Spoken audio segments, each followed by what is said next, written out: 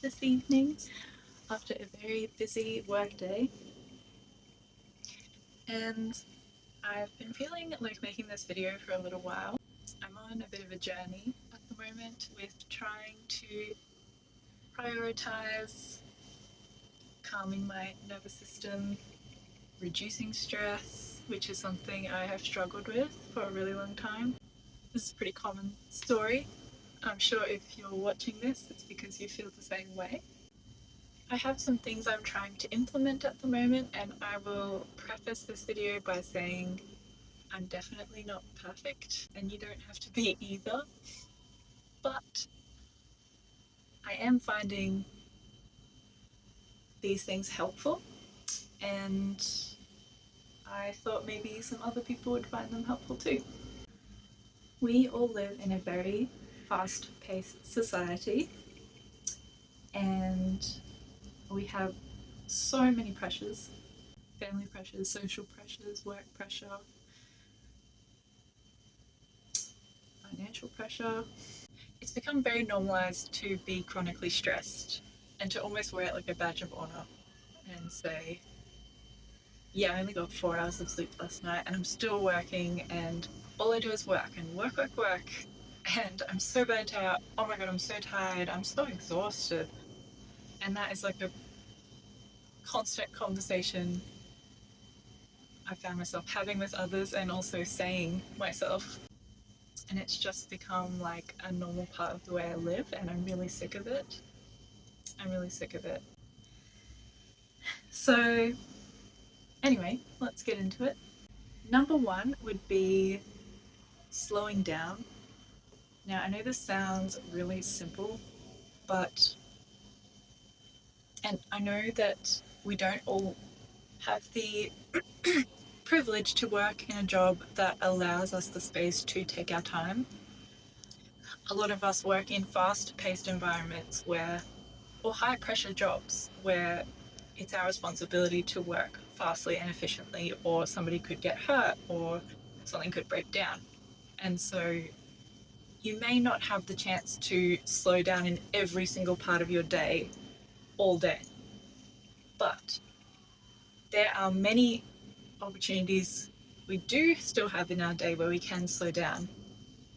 In times when I am like in my highest stressful moments, in periods of time in life, I'll find myself brushing my teeth like it's a rat race. I'll find myself washing my hair like this, and scrubbing, and I've got to make breakfast, and it's like, whoa.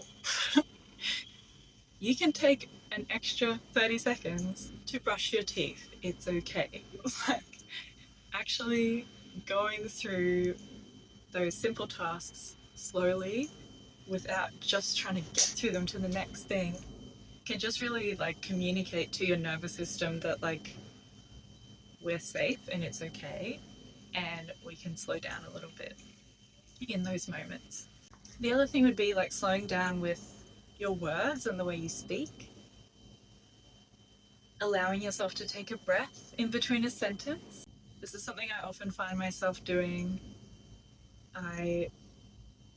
Somebody has asked me a question or asked for my help, and I will be frantically trying to word vomit out the answer as fast as possible and as efficient as possible, instead of like taking my time to think about what I want to say and take a breath in between my words. And I'll find myself actually running out of breath as I'm speaking to somebody and saying, sorry, I just need to breathe for a second, which is so funny, like, that happens. I don't know if anybody else experiences that, but that definitely happens to me a lot. I'll find myself doing that.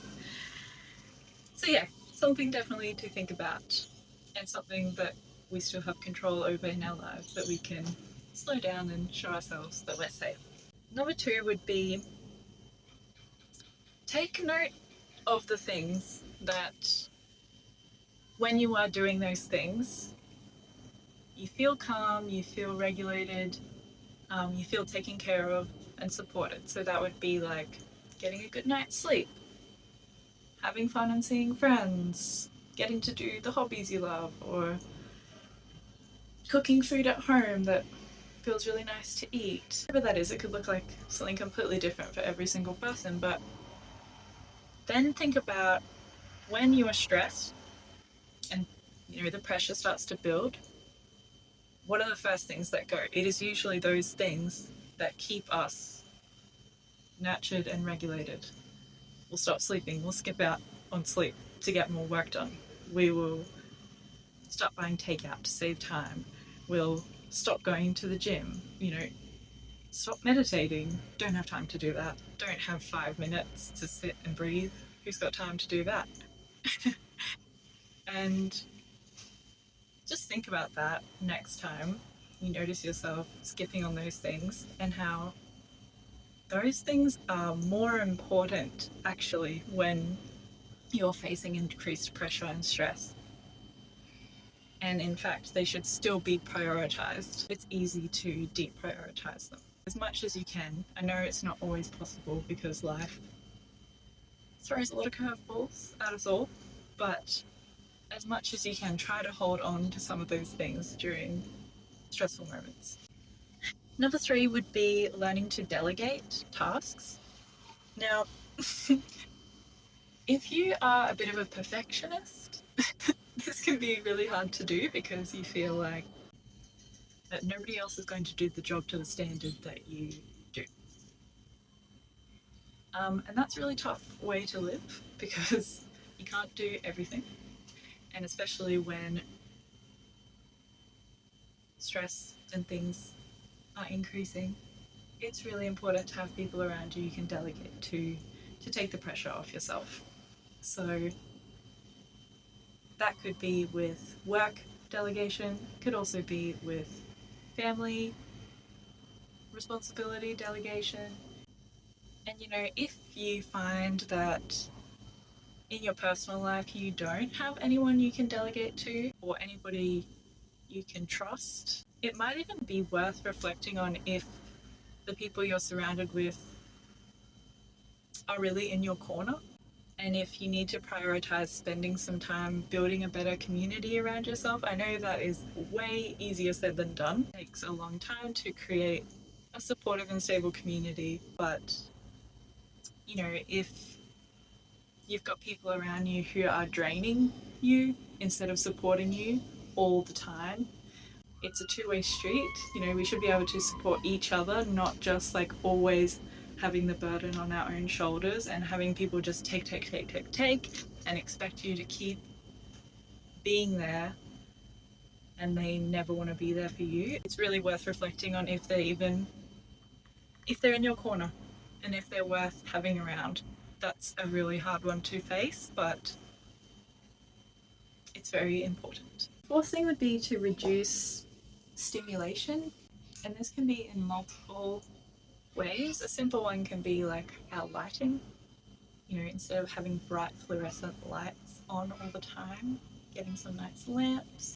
I also wanted to talk about the importance of, in terms of reducing stimulation, thinking about the type of media that we're consuming. Social media is so stimulating and overwhelming. It can be really hard to manage. A lot of us are severely addicted to it and use it as a coping mechanism. Consider getting some app blockers. I use one called Stay Focused. It's really great because you can edit it in multiple kinds of ways. Also, think about the music you're listening to. Are you always listening to really loud, really intense music that is very stimulating? It might be worth putting on something you don't normally listen to that is quite relaxing, even like, soundscapes and binaural beats and things like that. And also, another one which I know you don't want to face this, but reducing caffeine is another really important one. Even just by 1 cup a day and replacing it with something else, like a chamomile tea, a hot chocolate. Caffeine is. I love caffeine, so I know how hard it is, but it is very jarring to the nervous system and depleting when we have too much caffeine and rely on it all the time. Stops us from being connected and listening to our body signals for how tired we really are and when we need sleep. So that's a really important one. And number 5 is meditation. Now, I know a lot of people, especially when you're stressed, it feels impossible to meditate in the typical sense that we perceive meditation to be. Sitting still for 5 minutes sounds torturous, time wasting. What's the point? I have so much stuff to do. But there are so many different ways to meditate, and the impact it has, there's so much research behind it. Also, if you've ever experienced meditating regularly, you'll know how amazing it feels to actually prioritize that and get into a routine. Learning to be in control of your breath, and also learning, it really teaches you to have an outside perspective of your thoughts, especially if you're having a lot of racing thoughts that you get caught up in and swept up and swept away in. It can really help to ground you, to look at them and let them float past. So, and some different meditations that you might find helpful to use. I like to use visualization meditations a lot, where you're actually, say, visualizing roots growing down from your spine into the earth, and light coming in through your head, or opening up your heart, or visualizing all different kinds of things. Visualizing laying in a meadow in your mind's eye. Also, having a guided meditation can be really helpful, especially if you haven't meditated much, because the person guiding you can help you to focus on what you're actually sitting there and doing. 6 would be time in nature. That's an obvious one. Everybody knows how nice it feels to spend time in nature, listening to the birds, feet on the grass, looking at the trees, breathing fresh air. Sometimes it's like been weeks and I haven't gone outside except to walk to my car, which is so depressing. Like, not even just, even if you're just sitting on your balcony for 5 minutes, if that's all you can do, like, that's something. Lately since I've made some more room in my schedule, I've been going to the park, and I found a lovely park where there's horses next door. That was really beautiful, and went to a conservation forest, and just as soon as you go there, you just feel so much better. Laying on the grass, looking at the clouds, it's just so lovely. So make some time for that. Now, another thing I would say is having boundaries, being comfortable to say no, and realizing and reflecting on where you haven't had boundaries and how it's impacting you. That is a really big one, but also a really difficult one to implement if you're somebody who struggles to set boundaries. So you should work on that. Again, I think it's important to reflect on if your work environment or your social community is the best place to be. It might even be worth considering changing jobs if it is impacting you so badly that you're so chronically stressed. It is no good way to live. Is there an option to change jobs? I know some people are not able to because of the financial situation that they're in, but is there any wiggle room? Is there any possibility you can look at a different job? Look at reducing your work hours at least, and looking at your friends and family for support. And if they aren't able to give you any support and you're always supporting them, what's going on there?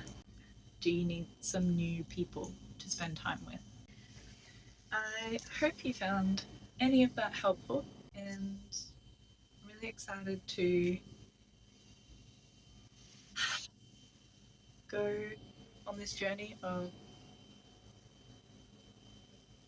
really calming down my life. It's been a roller coaster, but now I am realizing how much it is not worth sacrificing anymore. And so, yeah, anyway, to anyone watching this, I wish you all the best as well in prioritizing yourself and your nervous system and trying to find peace in your life as much as you can. So, thanks for being here. See you soon.